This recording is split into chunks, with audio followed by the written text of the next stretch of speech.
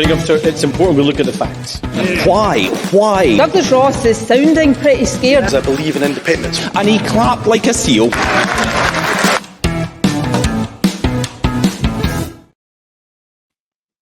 Hello and welcome to another Planet Holyrood. I'm Paul Hutcheon, political editor of the Daily Record. Joining me this week to chew over the main political events in Scotland are Chris McCall, the deputy political editor of the Record, and Ben Borland, editor of the Scottish Daily Express. Now, I think that since we started Planet Holyrood, we've started every episode with the police investigation into SNP finances, but it's been much quieter on that front over the last 7 days. It's almost like we're getting back to normal politics. So I think that we'll put that much further down the agenda.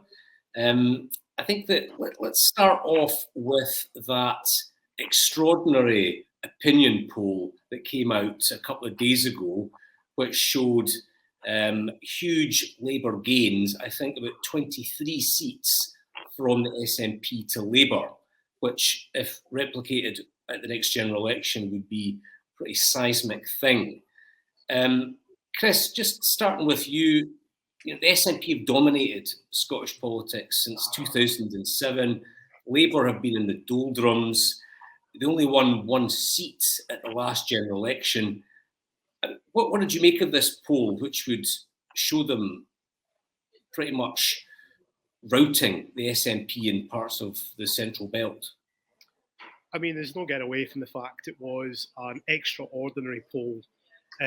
What it tells us is that come the general election, which will be likely maybe next spring, if not next spring, then next October, but whenever it is in 2024, we're going to see an almighty scrap between the SNP and Labour, particularly in the central belt of Scotland, because what that poll showed us was that in Greater Glasgow, in the city, in Renfrewshire and Lanarkshire, it seems that every SNP-held constituency is now really in play for Labour, that they have a decent shot at, if not taking the seat, then coming very, very close. And that partly explains why we've been hearing reports for quite some time that the SNP group at Westminster, there's been some unhappiness about the direction of the party and about the messaging that the MPs down there have been asked to get on board with. That obviously led to Ian Blackford being deposed in December last year by Stephen Flynn, and with Mary Black now as his deputy there. So we have a new broom at Westminster on the SNP, and I think the polling that the SNP internally will have been looking at partly explains that, and then is then confirmed by the poll that we're now talking about this week. I mean, 23 potential losses from the SNP to Labour, some big scalps potentially, Mary Black among them. She could lose her seat in Paisley. Obviously it's a poll, we can't get carried away with it. As politicians like to remind us, the only poll that counts is the one, on election day itself, and there's a lot of water to flow under the bridge between now and 2024, so things could change, but right now it suggests that Labour, particularly in the central belt of Scotland and the urban heartlands that they used to dominate for so very long, Labour is now back in the mix, and there will be quite a few SNP MPs who will be feeling a bit uncomfortable with that poll out this week. And Ben, there was a second poll that wasn't quite so good for Labour, but again showed the direction of travel, which is Labour making gains at the expense of the SNP. Looks like we're going to have this by-election in Rutherglen and Hamilton West. I mean, are we seeing the signs of a political realignment in Scotland? Certainly seems that way. Whether it's a case of that there's voters who just want rid of the Tory government and have finally realised that Labour are in with a shot of forming the next government, and Keir Starmer's in with a shot of being the next Prime Minister. So they're going to lend the votes to Labour for this general election. I did see a video on social media where someone said he'd always voted SNP, but he was going to vote Labour this time because it was, if he voted Labour, it would get the Tories out. So that's perhaps not such a bad long-term position for the Nats, because it suggests that there's voters who are just almost tactically voting to defeat Rishi Sunak and the Tories. But the alternative is that, there's been, we're back to where we were for 50 years, with Labour being the main party in Glasgow and Lanarkshire and the Central Belt.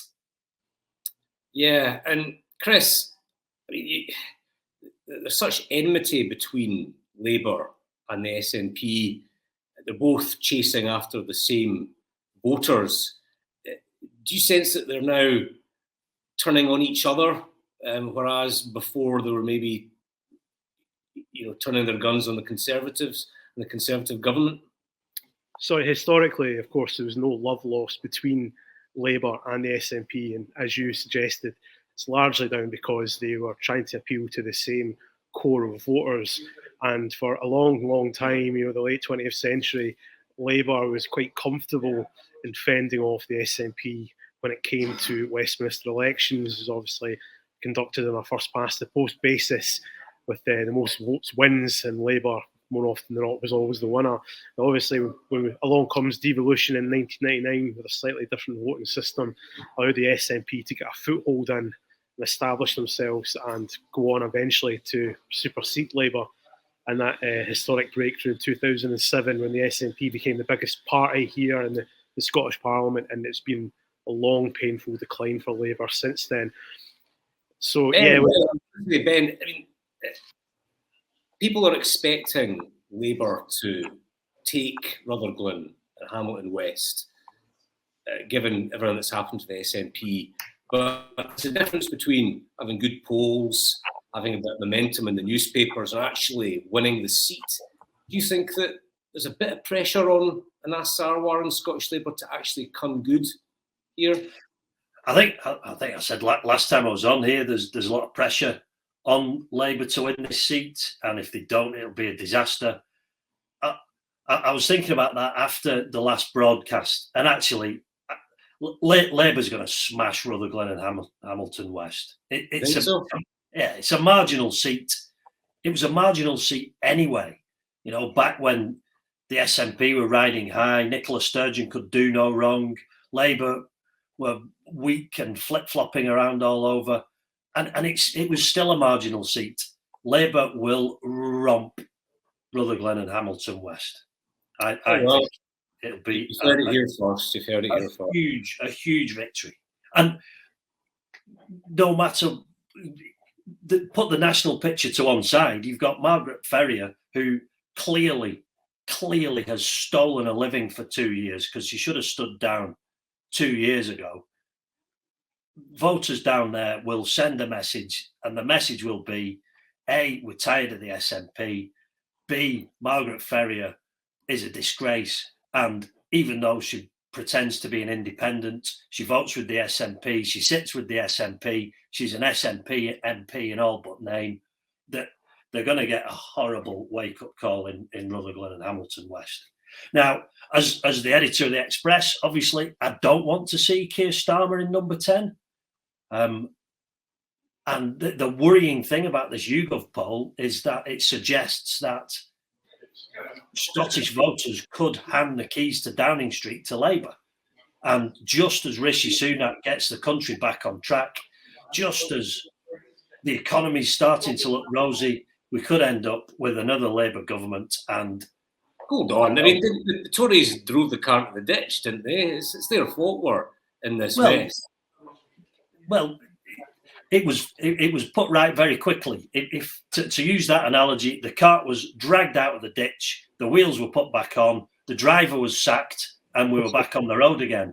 The food inflation is nearly 20%. Around the same drivers back to the 70s. No, hold on. Food inflation is almost at 20%. Interest rates are still going up. Where is the sign that they've turned the corner? Well, interest rates always lag behind 3 months. I think we're expecting to see interest rates start to fall soon. There was some good economic news this week. Obviously, we've got the the announcement about the new Jaguar Land Rover plant down in Bristol, which sort of puts to bed some of the Brexit scaremongering we've had, as jobs are coming to the UK. I think what voters in Scotland want is for the SNP and Labour to both kind of stop this bickering and get on board with Team UK. Well, we expect to be grateful that there's green shoots of recovery, despite the fact that the Tories crashed the economy. Well,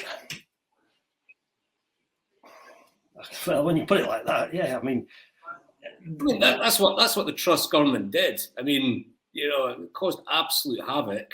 I think there's one think tank that estimates that she cost us about 30 billion quid, and now Rishi rise to the rescue, and well, at least it has ridden to the rescue. Mistakes were made; they were put right quickly. People make mistakes. I think you can contrast that with Scotland, where mistakes are just compounded year upon year and never put right. Let's focus on the Scottish government then. So, their independent strategy is a bit of a guddle. The Scottish government's preferred strategy was a joint agreement with Westminster. That's not going to happen. And the Supreme Court has said that it's a reserved issue anyway. Nicola flagged up a de facto referendum. There's not much support for that either. And so Humza has now announced this special independence convention next month to hammer out a new strategy. Chris, is this what people want to hear just now from the SNP? How they're going to get to independence, or do they want the government to focus on bread and butter issues? I think the interest in this convention for people other than SNP members may be pretty low at the moment.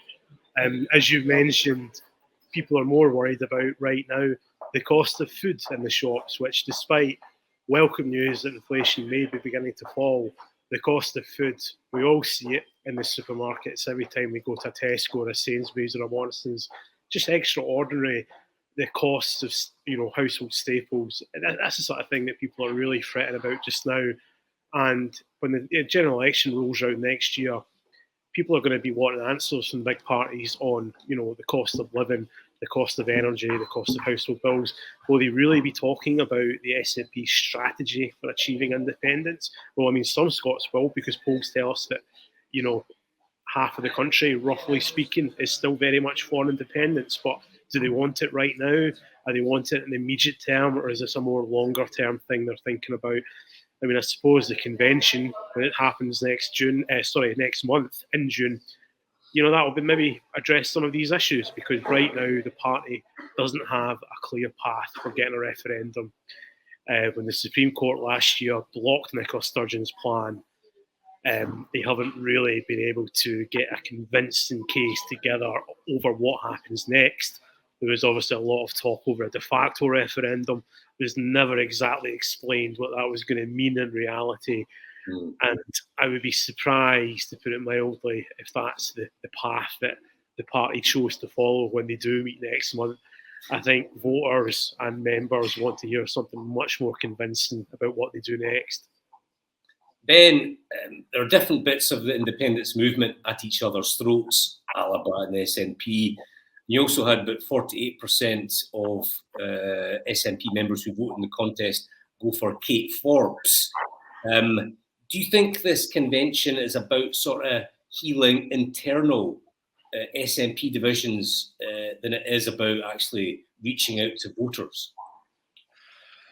Yeah, very possibly. I mean, they never got the convention back in March because of Nicola Sturgeon's abrupt resignation. So it's almost like it's been delayed, and this is a chance for everyone to say what they were going to say back then.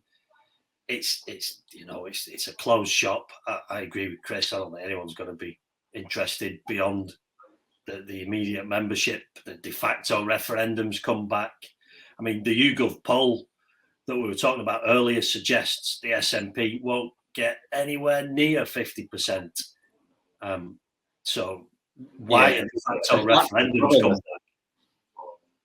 Yeah, no, you're right. But just one thing though, I mean, the polls have shown a fall in SNP support, but they're still pretty good when it comes to support for independence. On that yes/no question, it's kind of I think it's falling. I mean, there's been polls where it's down back into the 30s again. For a long time, Labour, Scottish politics was very predictable. Labour were the major party, and independence support was around a third. That was the picture for certainly for my first years in Scotland, and I understand for a long time before that. Are we going back to that? Are we going back to the sort of status quo where Labour's the dominant party and independence is around a third? 1 in 3 people. I think that's where we're heading. Yeah, I think you can also see signs of, for the last decade or so, people's voting preferences in elections has been linked to their constitutional preference. But I think the last few polls have shown a sort of decoupling of that, where you've got clearly pro-independence voters switching to Labour. Yeah, absolutely. That's what I was saying before. There will be, yeah, definitely. Now, whether once you've switched to Labour, do you then sort of think, well, let's put this off for? I mean, here's an idea. Why not put it off for a generation? I believe some politicians maybe once mentioned that there'd be a once in a generation vote or something along those lines. So just out of interest, how would you define a generation? Well, 20 years.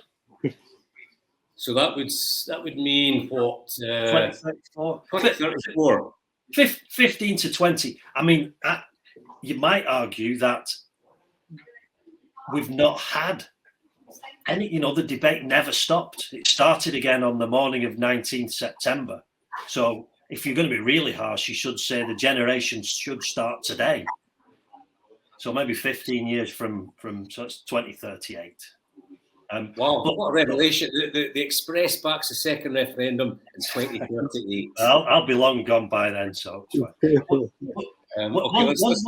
One thing I was going to say about the Independence Convention, I saw Ash Regan suggesting that the party needs to be more belligerent and aggressive in converting no voters to yes, which, I mean, if they haven't been belligerent and aggressive so far, then goodness me. Yeah.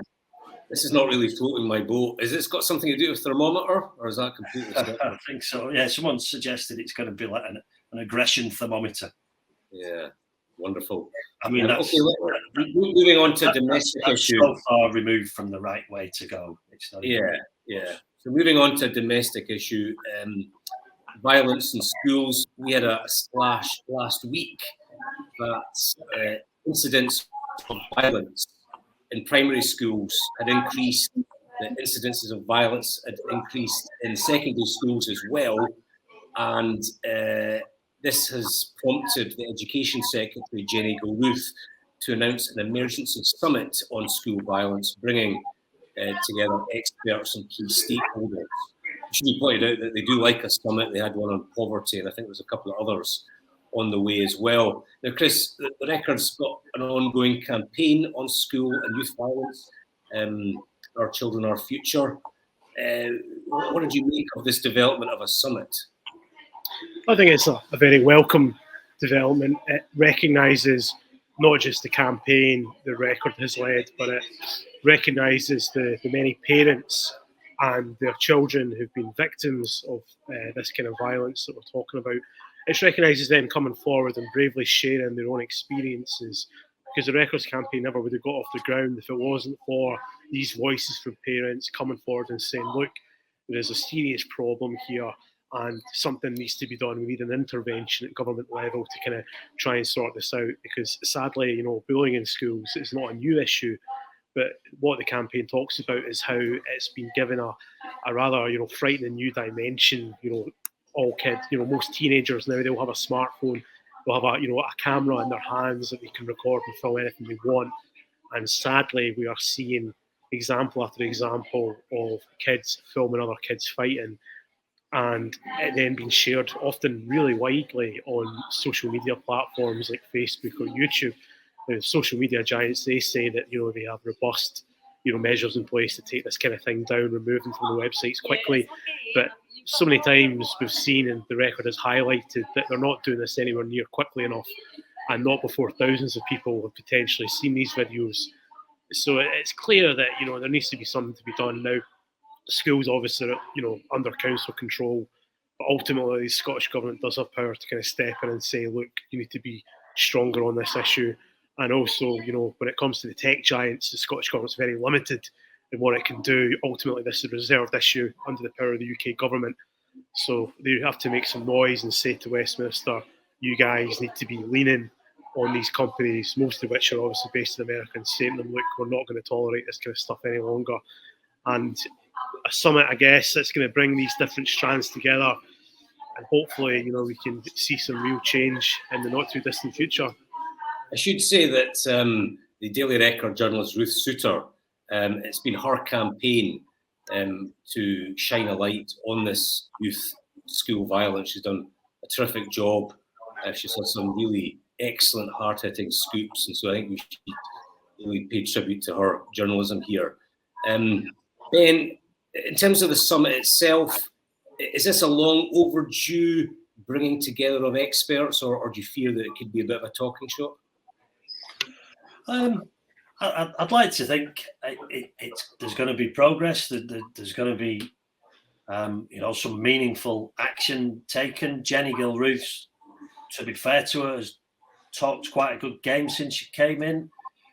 I don't know if her time as Transport Minister was quite as successful, but she's an ex-teacher. She seems keen to tackle this. You know, just want to say, yeah, well done to Ruth and the Record. It's been a good campaign. I know the Tories have been on this as well, so it does look as though there's cross-party support here. One thing I'd like to see is the Scottish Government acknowledge that what's at heart, what the heart of this, what's behind this, was the closure of schools during the pandemic. Not only in 2020, but then again in 2021, 2 very long periods where kids went without schooling for months and months on end. At the time, experts said this is the wrong thing to do. The Express and you know, various other parental campaigns got involved and constantly said you need to reopen schools. And we were kind of. I was going to ask you about that, Ben. It was a sort of right-wing extreme viewpoint to want schools to reopen, and we're seeing the impact here. This is why kids haven't suddenly become more violent. This is all because all these kids have missed virtually 2 years of schooling.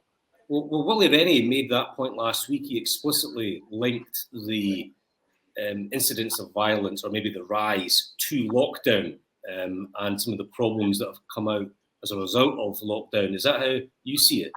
Absolutely, yeah, no question. And I'd like to see the Scottish Government acknowledge that and say we got this wrong. We are, you know, Nicola Sturgeon should be apologising to the children of Scotland, not just because of what the Children's Commission has said about how they've failed kids in care.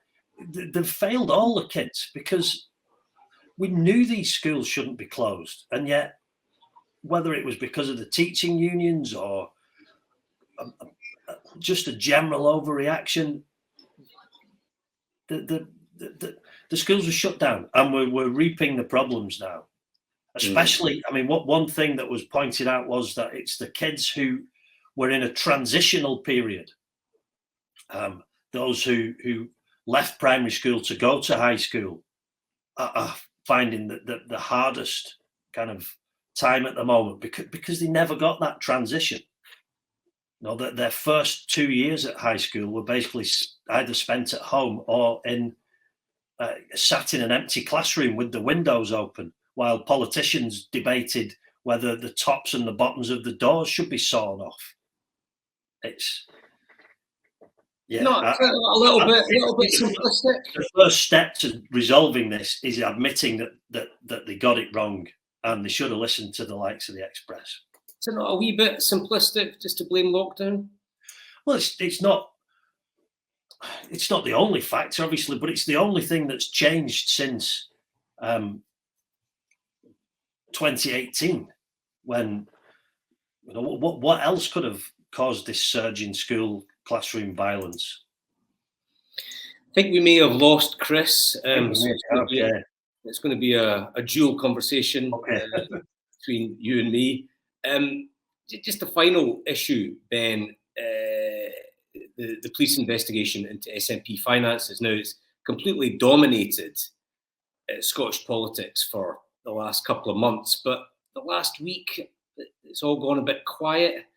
What's your reading of that? I mean, we are like cats in a hot tin roof, aren't we? We're waiting to see if there's going to be another arrest or a re-arrest, but it's all quiet on the Western Front. It is, yeah. I mean, Ian Livingston today did address this at the Scottish Police Authority meeting, and he said, called for politicians to sort of stop speculating, and it appeared to be a sort of hands-off message, and said, look, we're going to carry on with this investigation at our own speed, and we won't give in to any attempt at political interference. He also said it's ongoing. The timescale is set by the investigation itself. It certainly didn't sound like Ian Livingston was preparing to announce that branch form's being wrapped up. So I think we may be having a dig at the record call. Who knows? Sorry? Maybe he was having a dig at Murray Foot over his first record column in which he speculated that it could be a wild goose chase. Who knows? Yes, yeah, maybe. Well, yeah, certainly speculating on a live investigation. Yeah. Although we've been doing plenty of it ourselves, so I know exactly. I think there's more to come, clearly, but yeah, it has gone a little bit quiet at the moment. Yeah, we're still waiting on Chris. I don't know if he's coming back or not, but let's go straight to good week, bad week. Ben, I mean, who do you think's up and who do you think's down? I think bad week, Margaret Ferrier. The disgraced Margaret Ferrier, yes. There's I believe the vote is this afternoon at Westminster. Yeah. I would have thought it's a mere formality that she will be suspended for 30 days. It'd be very interesting to see how her former SNP colleagues vote. But I would say by tonight, that'll be it. I believe it's just an automatic recall petition that'll be triggered. Doesn't seem to be any sort of sign of her doing the right thing and standing down. Doesn't seem to be. Maybe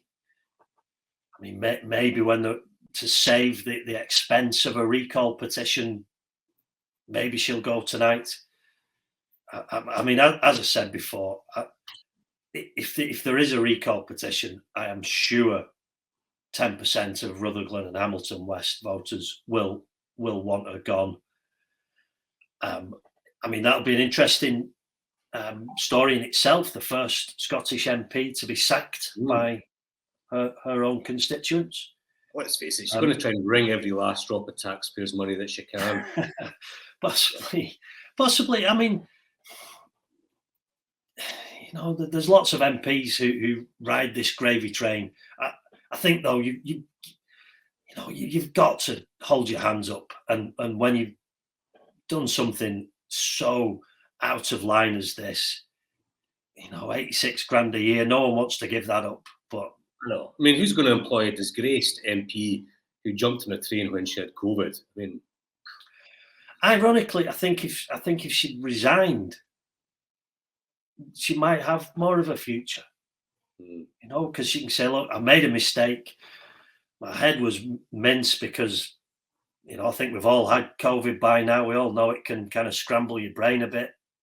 I mean, not to that extent that you go trailing around Westminster and visit churches and God knows where, and then actually go on a train after testing positive. But all the same, I think if she'd have held her hands up immediately and said, look, I've made a terrible mistake, I'm going to do the right thing, think, people would almost respect her for it. Whereas by trying to cling on, she's just lost all of that. So it's been a bad week, but it's a bad week that she thoroughly deserves.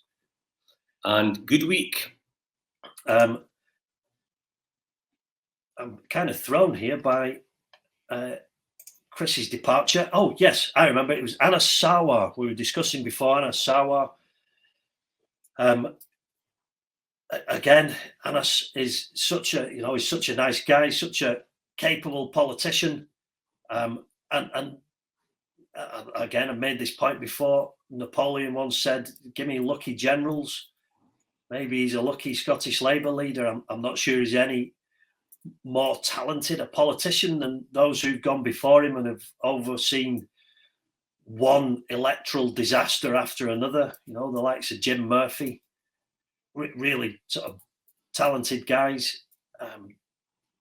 But yeah, I think that, with an ass. It could be that he's the man when people come back to Labour. And it's more through the SNP's collapse. Yeah, I think drive and determination are always important in a leader, but taking over at the right time is the most important thing. Because if you're swimming against the tide politically, you could be Tony Blair, Obama, Clinton, whatever, Reagan, it doesn't matter, a jaw. The political currents have to be with you, and that seems to be the case with Anas just now. So listen, Ben, thanks for that. I think that wraps up Planet Holyrood for another week. Thank you to Ben and to Chris, who I think disappeared into the internet ether for a bit. I hope you enjoyed the episode, and I hope you can join us again next week. It's important we look at the facts. Why? Douglas Ross is sounding pretty scared. I believe in independence. And he clapped like a seal.